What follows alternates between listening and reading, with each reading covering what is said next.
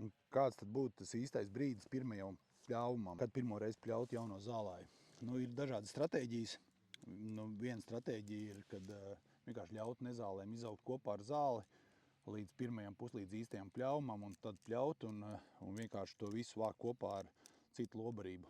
Otra stratēģija ir, ka mēs taisam to saucamo tīrīšanas pļauvumu, kad mēs nopļaujam nezāļu galus un apļaujam arī jaunā zālāja galotnītes, lai viengadīgās nezāles atpaliktu augšanā un zālājs viņas pārmāktu, un arī lai veicinātu jaunā zālāja šeit lucernu ar stiebrzālēm cerošanu. Problēma ir tā, ka laika apstākļu un citu iemeslu dēļ bieži vien šis optimālais apļaušanas laiks tiek nokavēts un nezāles izaug stipri gars.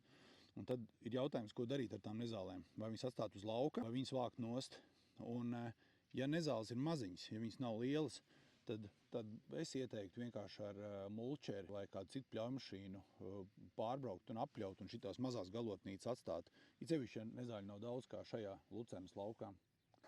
Ja nezāles ir stipri augstākas par zālāju, ja, un ir liela masa un nezāļu daudz, tad otrs variants ir tās nezāles, protams, sagrābt un novākt, aizvest prom no lauka, jo, ja viņas būs lielās čupās uz zālāju, tad zem tām čupām arī zālājs vairs neattīstīsies. Ir arī saimniecības, kur lieto herbicīdus jau regulāri un ar labiem panākumiem. Stiebrzāļu āboliņu maisījumos jāuzmanās, lai ar tiem herbicīdiem nenogalina arī āboliņus. Lucernas laukos ir specifiski herbicīdi. Tur arī jāsaskaņo ar herbicīdu ražotājiem, lai nenogalinātu stiebrzāles, piemēram, kas te ir iekšā arī maisījumā. Visiem jums novēlu šī skaista lucerna. Šis ir šī gada sējuma sēts apmēram kaut kur aprīļa beigās.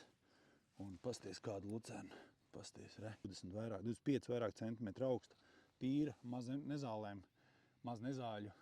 Lielisks saimnieka darbs, sagatavojot lauku un iesējot šitik skaistu lucernu. Visi vēl var paspēt šogad iesēt. Lucernu varam sēt līdz pat augusta sākumam un dažreiz arī vēlāk. Tā kā visiem novēlu šitik pat brīnišķīgus zālāju un lucernas laukus. Čau!